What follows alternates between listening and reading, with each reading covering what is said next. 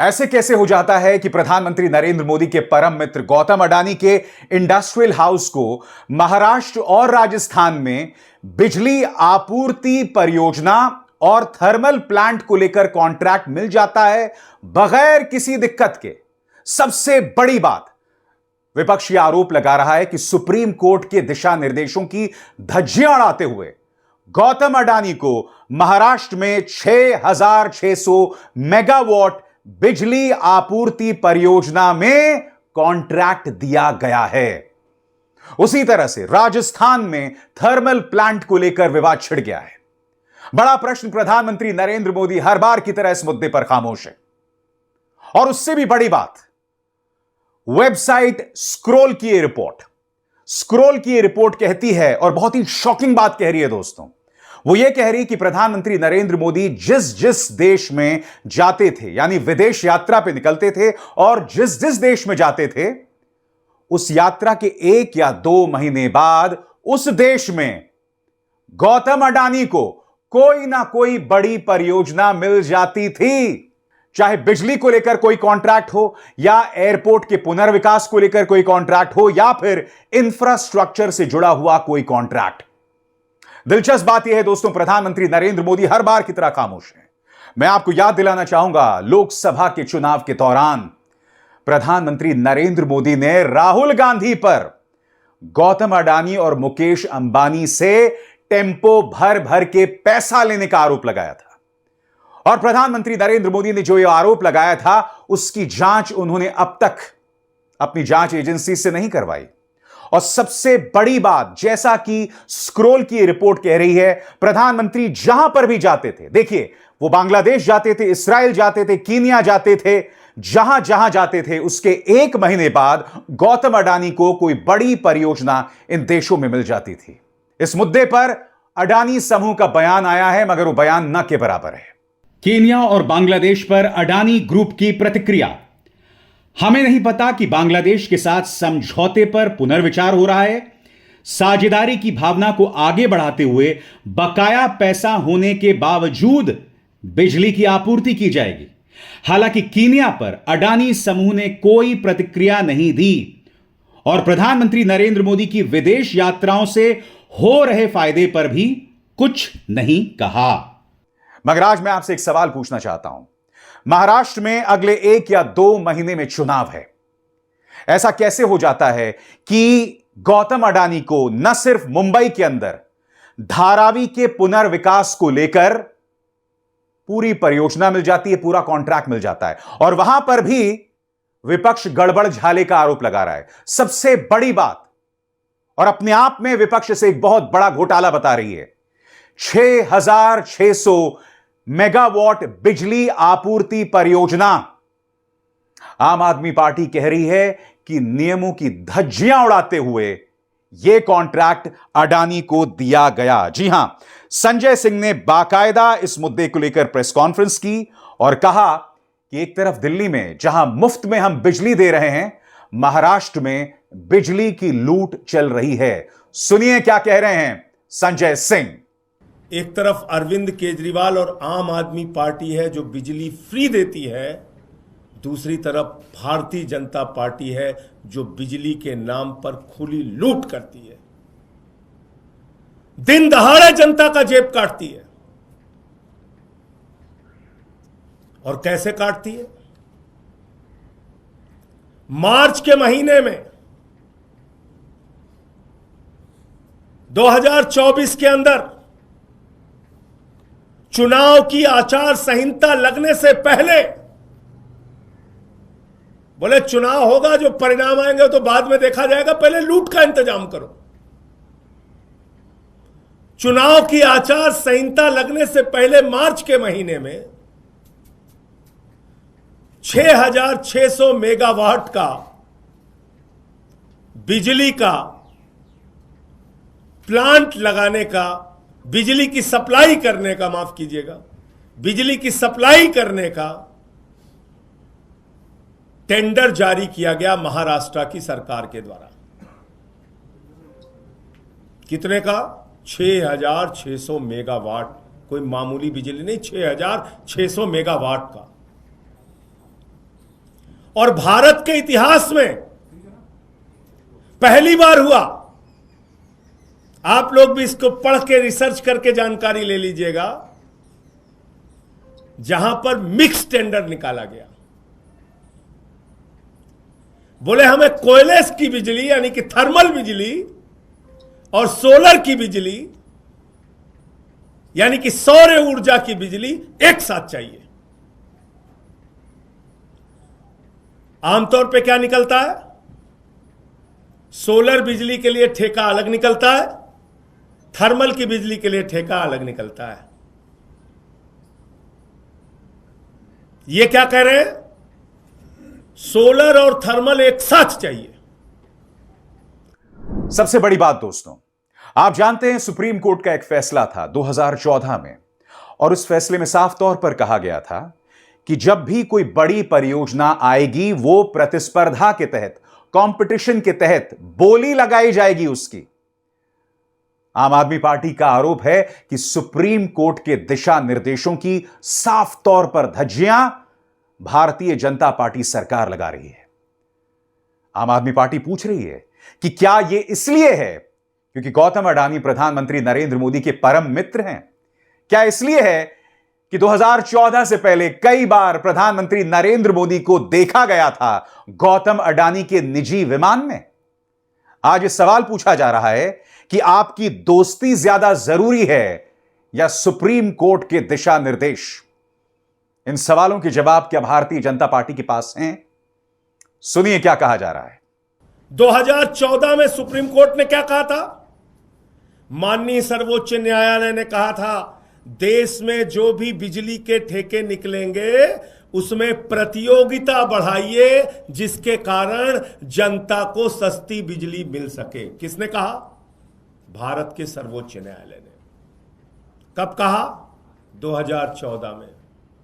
कब कहा? जब भारत के प्रधानमंत्री, महामानव का जन्म भारतीय राजनीति में आदरणीय नरेंद्र मोदी जी ने 2014 में जब इस देश में महामानव के रूप में जन्म लिया, उसी समय सुप्रीम कोर्ट ने कहा कि हे महामानव, इस देश में जितने भी बिजली के ठेके निकालना, ऐसे निकालना जिसमें प्रतियोगिता बढ़े और जनता को सस्ती बिजली मिले। तो महामानव की डबल इंजन की सरकार है महाराष्ट्र में। तो महामानव ने कहा कोई कंपटीशन न रहे, सुप्रीम कोर्ट का आदेश है तो होने दो, किनारे मारो सुप्रीम कोर्ट का आदेश। बोले 5000 मेगावाट सोलर बिजली चाहिए और 1600 मेगावाट थर्मल बिजली चाहिए। टेंडर निकल गया। जाहिर सी बात है, इतनी बड़ी बिजली की सप्लाई इस देश में कौन दे सकता है? आप लोगों के मन में तो नाम चलना शुरू हो गया होगा। इतनी बड़ी बिजली की सप्लाई महामानव के दोस्त के अलावा तो कोई दे नहीं सकता। 2-3 प्लेयर हैं इस देश में जो इसके लिए टेंडर करेंगे। टेंडर कर दिया गया, टेंडर कर दिया गया, टेंडर अप्लाई हो गया, टेंडर खुल गया। और सबसे शॉकिंग बात, जहां जहां पर यह परियोजना दी गई है, जहां जहां पर बिजली की आपूर्ति करवाई जाएगी, वो योजना ही ऐसी बनाई जा रही है कि आखिरकार आम जनता को अपनी जेब से, जी हां, अपनी जेब से भरपाई करनी पड़ेगी, क्योंकि अडानी समूह को सस्ते दामों में बिजली दिलवाई जा रही है। और जाहिर सी बात है, ये जो पैसा कम पड़ रहा है, ये कहां से जाएगा? आम आदमी पार्टी का यह आरोप बहुत गंभीर है। आइए सुनते हैं। पूरे देश में सोलर बिजली 2.5 रुपए यूनिट सरकारों को मिल रही है। कोयले की बिजली 2 रुपए, 2.5 रुपए, 3 रुपए यूनिट सरकारों को मिल रही है। लेकिन अडानी को 6600 मेगावाट की बिजली 4 रुपए यूनिट की दर से मिली। यह 1 रुपए की डकैती किसके जेब में डाली जा रही है? यह 1 रुपए की लूट किससे की जा रही है? महाराष्ट्र की जनता से। महाराष्ट्र के लोगों ध्यान से सुनिएगा, हिसाब लीजिएगा एक एक चीज का। ये 1 रुपए प्रति यूनिट की लूट आपकी जेब से की जा रही है। अडानी अपने पास से नहीं दे रहा है, मोदी जी अपने पास से नहीं दे रहे, अब आपसे लूटी जाएगी ये जो 1 रुपए यूनिट, 1.5 रुपए यूनिट महंगी बिजली दी गई। दोस्तों, इसी तरह का आरोप राजस्थान में थर्मल प्लांट को लेकर लगाया जा रहा है। मैं आपके सामने धारावी पुनर्विकास परियोजना को लेकर 2 खबरें दिखाना चाहता हूं जो आपके स्क्रीन पर हैं, और इन दोनों पर उद्धव सेना ने करारा प्रहार किया है। ये दोनों खबरें ये बता रही हैं कि धारावी पुनर्विकास के नाम पर खुली जगह को लेकर अडानी समूह कुछ मांग कर रहा है, और वहां की जो भाजपा गठबंधन सरकार है उसे मान भी रही है। प्रियंका चतुर्वेदी, जो कि उद्धव सेना में राज्यसभा सांसद हैं, उन्होंने कुछ गंभीर आरोप लगाए हैं, और मैं उम्मीद करता हूं इन आरोपों का जवाब अडानी समूह जरूर देगा। प्रियंका चतुर्वेदी यहां पर कहती हैं कि यह बहुत ही शर्मनाक है कि धारावी के पुनर्विकास के एवज में किस तरह से रियायतें मांगी जा रही हैं, और उन रियायतों के चलते जमीनों पर कब्जा किया जा रहा है। इसके अलावा टीडीआर प्रीमियम रेट पर बेचा जा रहा है। इसके अलावा खुली जगहों को लेकर, ओपन स्पेसेस को लेकर भी गड़बड़ झाला चल रहा है। यानी कि तमाम रियायतें दी जा रही हैं। क्यों? क्योंकि धारावी पुनर्विकास परियोजना जो है वो अडानी समूह को दी गई हैं। मैं आज आपसे कुछ सवाल पूछना चाहता हूं दोस्तों। आपको याद है प्रधानमंत्री नरेंद्र मोदी ने लोकसभा चुनावों में क्या कहा था? बहुत गंभीर आरोप लगाया था। उन्होंने सीधा आरोप लगा दिया था मुकेश अंबानी और गौतम अडानी पर कि टेम्पो भर भर के राहुल गांधी को गए हैं, कांग्रेस को गए हैं। बकौल प्रधानमंत्री नरेंद्र मोदी, राहुल गांधी ने लोकसभा चुनावों में गौतम अडानी पर कहना बंद कर दिया। सरासर झूठ। राहुल गांधी आज भी अपनी हर रैली में गौतम अडानी, और खास तौर से जिस तरह से प्रधानमंत्री नरेंद्र मोदी के कार्यकाल में उन्हें मदद मिली, उन्हें मदद दी गई, वो मुद्दा उठाते रहे हैं। मगर याद कीजिएगा प्रधानमंत्री ने किस तरह से वो हास्यास्पद बात कही थी कि राहुल गांधी अडानी और अंबानी के मुद्दे पर खामोश हो गए। सुनिए। जब से चुनाव घोषित हुआ है, इन्होंने अंबानी अडानी को गाली देना बंद कर दिया। मैं आज तेलंगाना की धरती से पूछना चाहता हूं, जरा ये शाहजादे घोषित करें कि इस चुनाव में ये अंबानी अडानी से कितना माल उठाया है, काले धन के कितने बोरे भर करके रुपये मारे हैं, क्या टेम्पो भर करके नोटे कांग्रेस के लिए पहुंची है, क्या सौदा हुआ है? आपने रातों रात अंबानी अडानी इनको गाली देना बंद कर दिया। जरूर दाल में कुछ काला है। 5 साल तक अंबानी अडानी को गाली दी और रातों रात गालियां बंद हो गई। मतलब कोई न कोई चोरी का माल टेम्पो भर भर करके आपने पाया है। ये जवाब देना पड़ेगा देश को। दोस्तों, आपको बहुत ज्यादा दूर जाने की जरूरत नहीं है। मैं आपको याद दिलाना चाहूंगा, अभी हाल ही में जब जम्मू कश्मीर में राहुल गांधी जो हैं वो एक रैली को संबोधित कर रहे थे, तब उन्होंने कहा था कि आपका रोजगार छीना जा रहा है और प्रधानमंत्री नरेंद्र मोदी के जो परम मित्र हैं उनकी जेबें भरी जा रही हैं। सुनिए राहुल गांधी ने क्या कहा था। अब भी राहुल गांधी हमला बोलते हैं प्रधानमंत्री के परम मित्रों पर। सुनिए राहुल ने क्या कहा था। पूरे देश में नरेंद्र मोदी जी ने बेरोजगारी फैला रखी है। 2-3 अरबपतियों को यह पूरा का पूरा फायदा देते हैं। भाइयों और बहनों, 25 सबसे बड़े अरबपतियों का इन्होंने 16 लाख करोड़ रुपए कर्जा माफ किया है। आप सोचिए, 16 लाख करोड़ रुपए अदानी अंबानी जैसे लोगों का इन्होंने कर्जा माफ किया। नोटबंदी लागू की, गलत जीएसटी लागू किया, और जो देश को रोजगार देते थे, जो छोटे बिजनेस वाले थे, स्मॉल और मीडियम बिजनेस वाले थे, स्मॉल और मीडियम इंडस्ट्री थी, उनको सबको इन्होंने खत्म कर दिया। नतीजा यह है कि हिंदुस्तान में कहीं भी रोजगार नहीं मिल पा रहा है और यही हालत यहां जम्मू कश्मीर में है। अगर जम्मू कश्मीर का युवा रोजगार चाहता है तो नरेंद्र मोदी जी की सरकार रोजगार नहीं दे पाती है, ये सच्चाई है। मगर आज प्रधानमंत्री को कुछ सवालों के जवाब देने पड़ेंगे दोस्तों। आपकी स्क्रीन पर आप देख सकते हैं, यहां पर गौतम अडानी बांग्लादेश की पूर्व प्रधानमंत्री शेख हसीना से मुलाकात कर रहे हैं। और यही नहीं, एक और तस्वीर मैं आपको दिखलाना चाहता हूं। यहां पर आप देख सकते हैं रिपब्लिक ऑफ टैंजानिया की प्रेसिडेंट सुलूहू सामिया के साथ गौतम अडानी मुलाकात कर रहे हैं। मगर आप जानते हैं, दोनों मुलाकातों से पहले प्रधानमंत्री नरेंद्र मोदी ने इन देशों की यात्रा की थी। और मैं आपको बतलाना चाहता हूं, प्रधानमंत्री नरेंद्र मोदी टंजानिया की यात्रा करते हैं, बांग्लादेश की यात्रा करते हैं, और उसके बाद क्या होता है, वहां पर अहम परियोजनाएं गौतम अडानी को दे दी जाती हैं। मसलन बांग्लादेश में बिजली आपूर्ति को लेकर गौतम अडानी को कॉन्ट्रैक्ट दे दिया जाता है दोस्तों। और इस कॉन्ट्रैक्ट के अंतर्गत झारखंड से बिजली पहुंचाई जानी होती है बांग्लादेश में।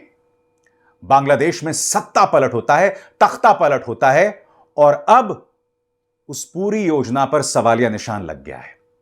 इस मुद्दे पर गौतम अडानी समूह की प्रतिक्रिया भी आई है। मगर स्क्रोल ने जो रिपोर्ट की है ना, वो अपने आप में बहुत दिलचस्प है।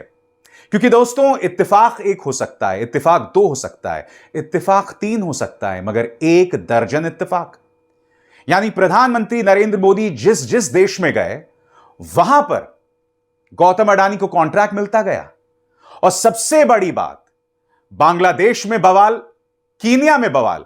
कीनिया प्रधानमंत्री जाते हैं और वहां पर गौतम अडानी को वहां के एयरपोर्ट के पुनर्विकास को लेकर, और वहां पर एक बिजली परियोजना मिल जाती है। वहां के अदालत को दखल देना पड़ता है और उस पर लगाम लग जाती है। यानी कि इन देशों में भी, चाहे बांग्लादेश हो चाहे कीनिया हो, अडानी की मौजूदगी को लेकर बवाल चल रहा है, कंट्रोवर्सी चल रही है। याद कीजिएगा, इसी तरह से ऑस्ट्रेलिया में भी अडानी की मौजूदगी, उनकी परियोजनाओं को लेकर बवाल हुआ था कि नहीं दोस्तों। मगर मैं आपको बतलाना चाहता हूं इस मुद्दे पर क्या कहती है स्क्रोल की रिपोर्ट। यह रिपोर्ट की है सुप्रिया शर्मा और आयुष तिवारी में। रिपोर्ट आपके सामने। Modi leads, Adani follows is India's diplomacy in lockstep with private groups global expansion. इसका हिंदी में अनुवाद यह है कि प्रधानमंत्री जहां जहां जाते हैं, अडानी उनके पीछे आते हैं।